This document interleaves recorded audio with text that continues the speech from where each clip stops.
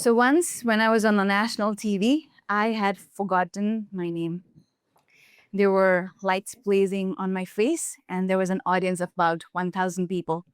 And it was live, so there were thousands of people watching me back then, perhaps. And I stood frozen there until the point of the host courteously getting me out of the stage. What just happened? What happened? I forgot my entire name.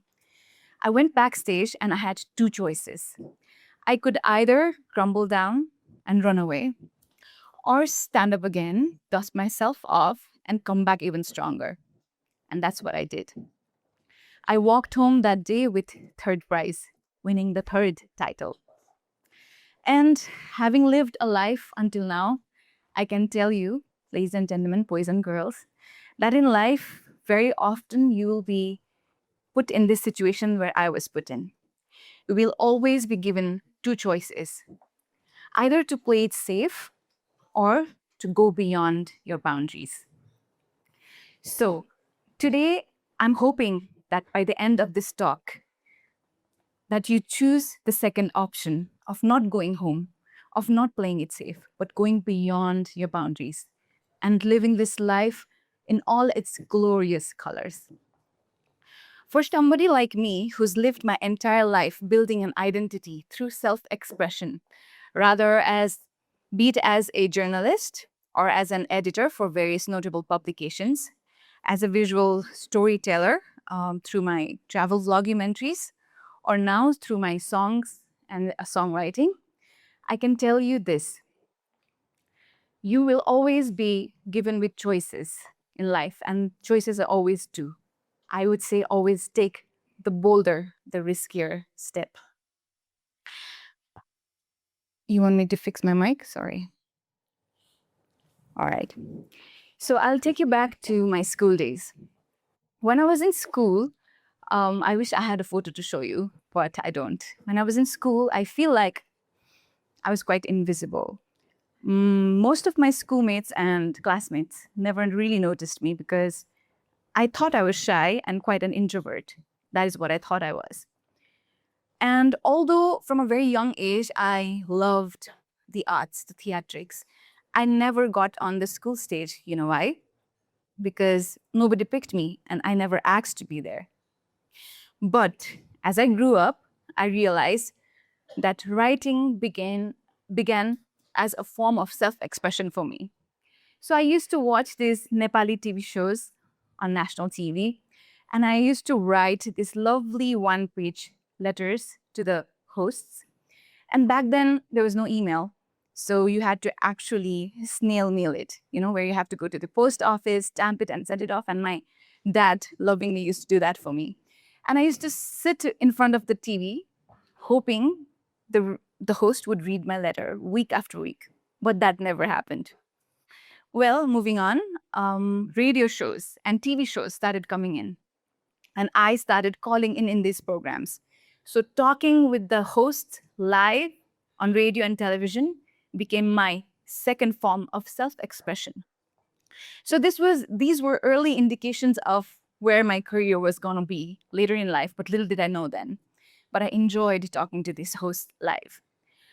It was not until the 10th grade, actually, when I happened to win the very first prize for English poetry writing competition that my classmates actually noticed me. I still remember this expression one of the topper girls had in her face when my name was announced as the first winner. She was both shocked and absolutely stunned. She must be thinking in her mind, how did Samriddhi, a rather average student, bag the first prize in English writing poetry competition? How did that happen? And guess what? I was right there with her. I was as confused. But you know what? I was not surprised because I always knew I had it in me. I was just too scared to share it with everybody. But now that I see it, that little win as a 10th grader was a big confidence boost for me. Riding on the confidence boost of that little win, I was now performing in dramas, dancing, and singing my heart out for the very first time on my school stage as a +2 student. So you see, choices again. Had I not chosen to be a part of that poetry competition that day, perhaps I wouldn't be here standing in front of you. And it does sound dramatic, but really, life is all about the choices you make. And the bolder and the bigger choice you make, the bolder and bigger life you get. So moving on, going back to my glory days as a teenager when I froze on national TV, went all blank, you know, that moment stayed with me for a long, long time. It scarred me, in fact. And although I'd already started my career as a journalist, I thought of taking a side hustle, which would be fun. You know what it was? The bold self in me suggested me one day saying, "Hey, Samriddhi, why don't you take up a side hustle, an alternate career as a professional MC?" So people would pay me to be on stage, on the very stage that I once forgot my own name. Wouldn't that be fun? Well, it was not fun. The initial days, gosh, those initial days. In fact, I could take this opportunity right now to profusely apologize to all my early hirers during my initial days as an MC who had trusted me to helm their events flawlessly. But I really did sink all of their ships. And despite of sinking their ships, they were kind enough to pay me. So thank you so much. Your little payment and your little encouragement. And after having sunk many, many ships along the way during my first phase as an MC, I got to choose a career where I now stand on stage, and whether it be 5 people or 50 or 500, or maybe hopefully someday 50,000 people in the audience, I get to sing my heart out, and not a single cell in my body is ever affected or bothered by that mental virus called stage fright that once froze me in broad daylight. So, choices, yet again. Choices are so important. And you're always given with choices in life. Always choose the bigger and the bolder and the daring choice you can make. So, when I started my music, this was early 2013s, I was of the impression that somebody would write the song for me like a lyricist. And I would take the song to an arranger or a producer. And then after the song was made, a music video director would make a music video for me. I thought that's how it goes.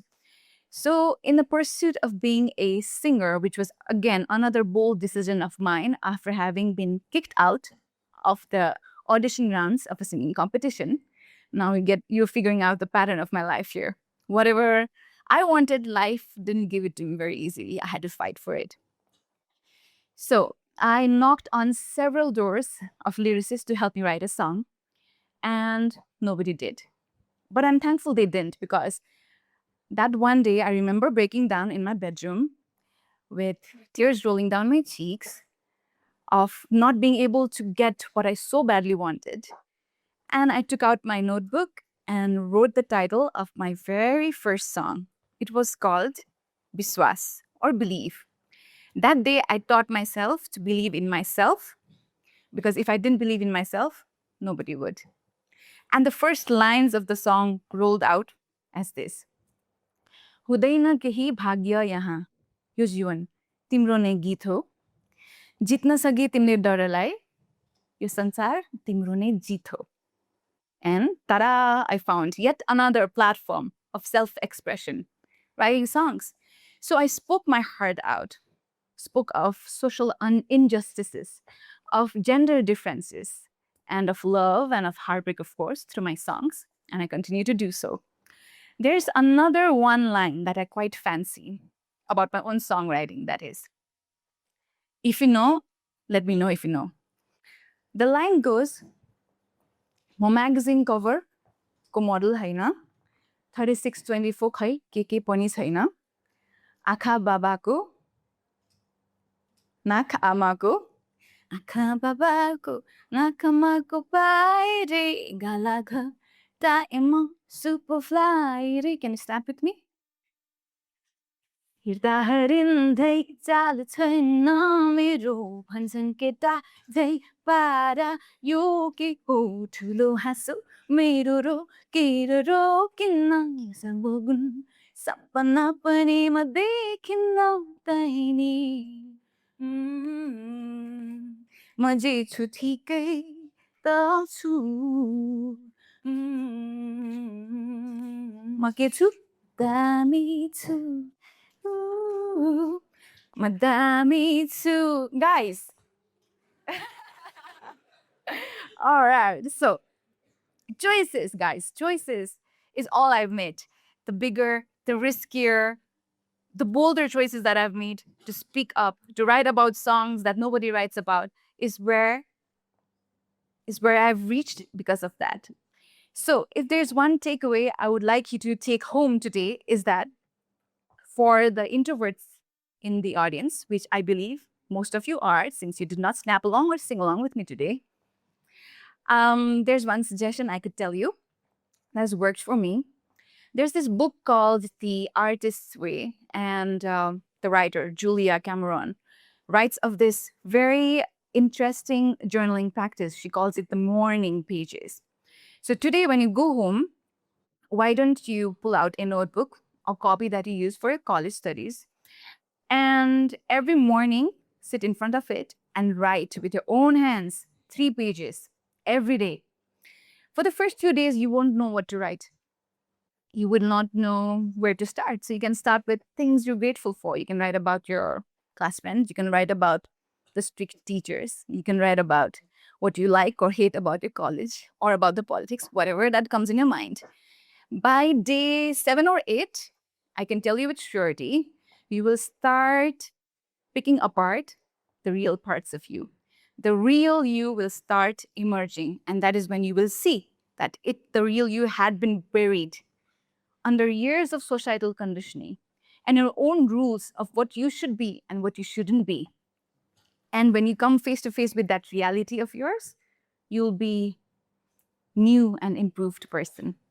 Because there's a scientific fact or research that was done a while ago, where they said that the highest frequency, the highest vibrating emotion, human emotion, what could it be? Okay, I'm asking you this question. What could it be? What do you think is the highest emotion that has the most frequency? Is it love? Is it enthusiasm? Is it passion? What is it? Money is not an emotion. Anger? Wrong. The answer is authenticity. So when you're really authentic, when you're really yourself, there's no stopping you. The energy of being authentic and of the being real you, there's nothing in life and in this world that could pull you down when you're really authentic. So today I ask you to be just that. Practice being the real you with your friends, with your family, with your social circle, and continue to take bolder, bigger, riskier steps in life. With that, I conclude my talk. It's been lovely talking to you. Thank you so much.